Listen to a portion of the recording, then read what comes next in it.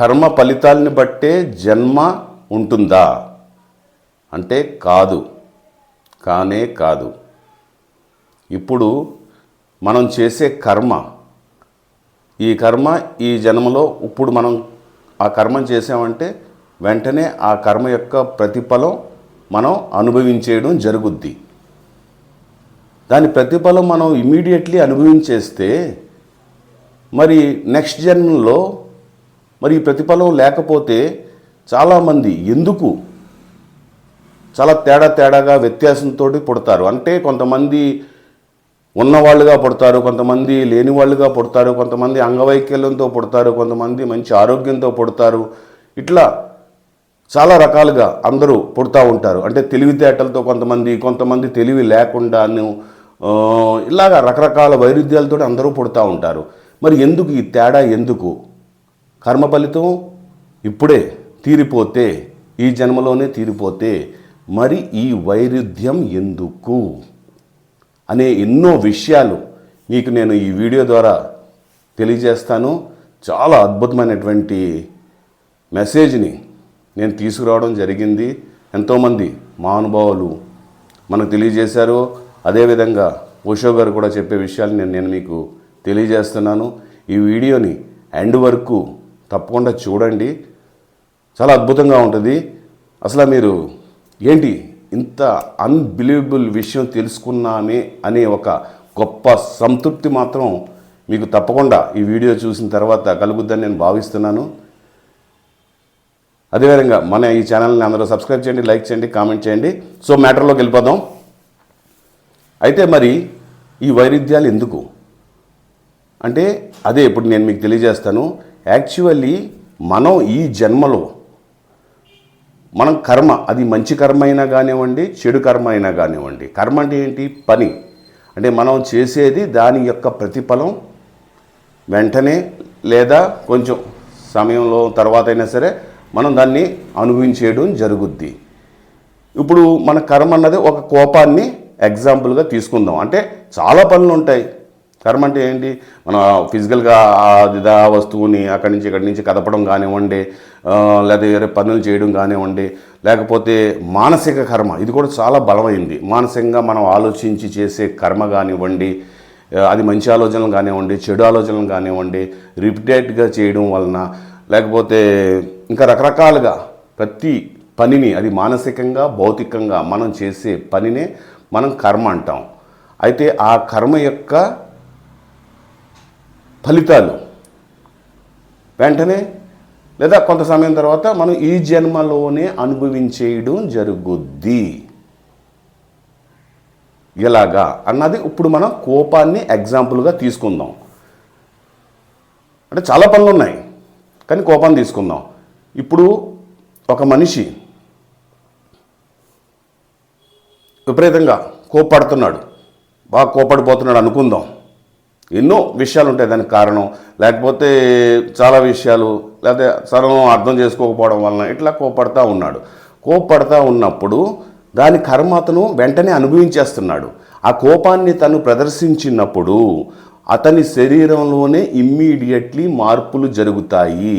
ఒక మనిషి ఆనందంగా ఉన్నప్పుడు, ఒక పాజిటివ్నెస్ తోటి ఉన్నప్పుడు పాజిటివ్ వైబ్రేషన్స్ మన శరీరంలోకి రావడం జరుగుద్ది. ఒక ఎక్కడ లేని శక్తి మనకి యూనివర్స్ నుంచి రావడం జరుగుద్ది. ఒక ఆనందం, ఒక ప్రేమతత్వంతో ఇట్లా ఉన్నప్పుడు మనకి ఎంత అనుభూతి వస్తుంది చూడండి. ఎంత ఈరోజు ఎంత బాగుంది, చక్కగా ఉంది అనే ఒక అద్భుతమైనటువంటి ఎనర్జీ రావడం జరుగుద్ది. మనలో ఉన్నటువంటి సెల్స్ అన్నీ పాజిటివ్గా యాక్టివ్ అవ్వడం జరుగుద్ది. ఇలా రకరకాలుగా ఉంటుంది. ఒక మంచి అనుభూతి అన్నదే మనలోకి రావడం జరిగినప్పుడు. అదేవిధంగా మనం ఆ మంచితనాన్ని, ఆ ప్రేమతత్వాన్ని మనం ప్రదర్శించినప్పుడు ఆ పాజిటివ్నెస్ అనే మనలోకి ఎలాగొస్తుందో ఆ ఎదుటివారి రియాక్షన్ కూడా ఏముంటుంది. అప్పుడు ఎదుటి వాళ్ళు కూడా మన ప్రేమతత్వాన్ని చూసి వాళ్ళు కూడా మనల్ని ప్రేమించడం, ఒక మంచిగా రియాక్ట్ అవ్వడం, అంటే భౌతికంగా ఆపోజిట్ సైడ్ నుంచి కూడా మనకి ఒక పాజిటివ్నెస్ అన్నది రావడం జరుగుతుంది. అంటే ఇది కూడా ఒక ప్రేమతత్వం అన్నది కూడా ఒక కర్మ.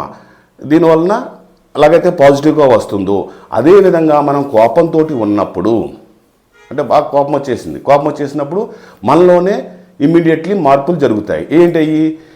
ఇమ్మీడియట్లీ ఒక శరీరంలోని నెగిటివ్ వైబ్రేషన్ అన్నది రావడం జరుగుద్ది.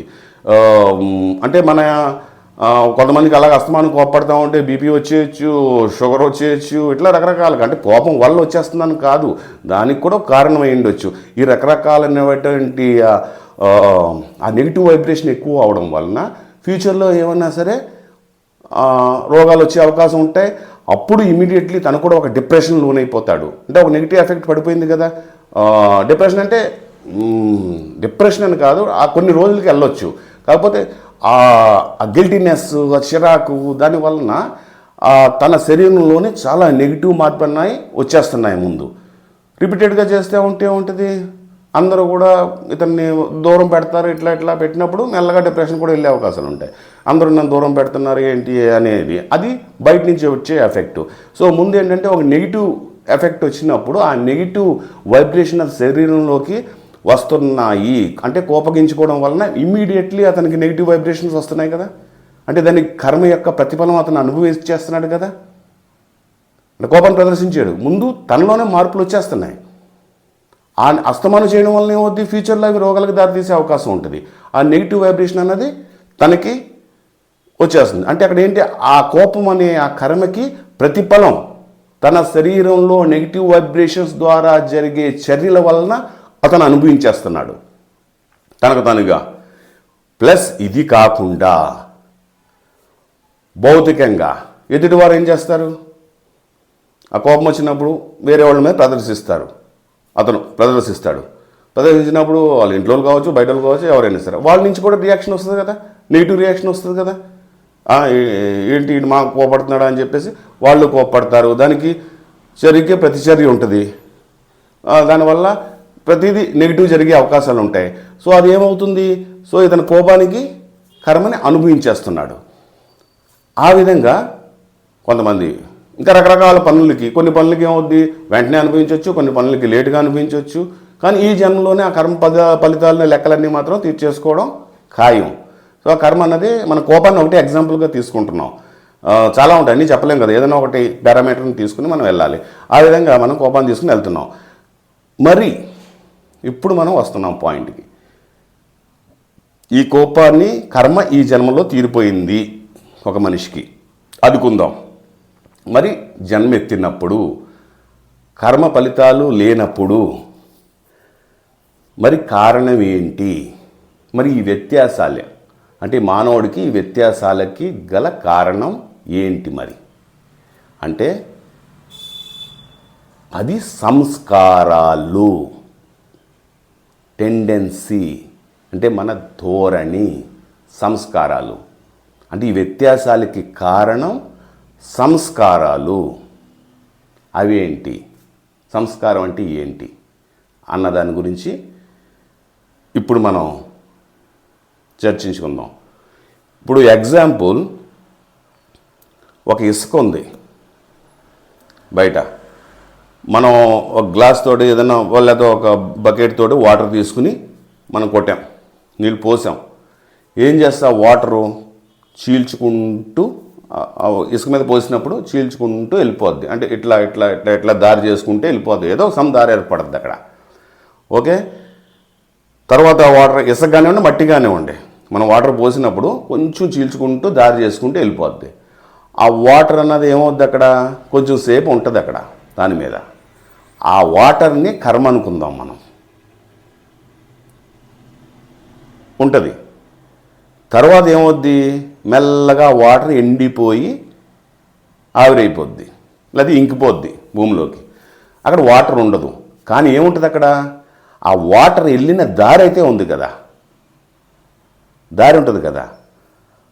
ఆ దారిలో ఒకప్పుడు వాటర్ ఉండేది, ఇప్పుడు వాటర్ ఎండిపోయింది, అక్కడ దారి ఉంది. ఆ దారినే సంస్కారాలు అంటారు. సంస్కారం అంటే ఒక మనిషి ఆ వాటర్నేమో నీళ్ళు అంటాం, ఆ వాటర్నే అదే నీళ్ళే అంటాం, కానీ అంటే ఆ నీళ్ళనే మనం కర్మ అంటాం అనుకుందాం. ఆ కర్మ అన్నది ఎండిపోయింది, అంటే అయిపోయింది. ఆ పని చేసినప్పుడు ఆ కర్మ అయిపోయింది.